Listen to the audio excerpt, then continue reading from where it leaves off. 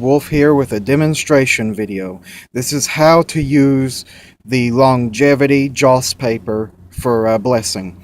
First of all, this is what it looks like. Gold foil and everything. Now the symbols mean longevity, health, happiness, and all that. To use it for blessing, you fold it in half. You light it, just like with other talismans.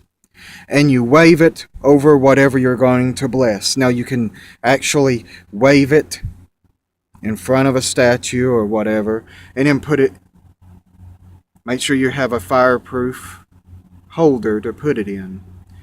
But you can do this, and also you can add your own. You can write on the back your prayers or wishes, but that's basically it. You just fold it, light it, and wave it around whatever you want to bless. Now these can also be burned as offerings in themselves. So yeah, and here you are, a close-up view of the Shrine of the Irish Oaks altar as well. So I hope this has helped some people. Until the next video, bright blessings.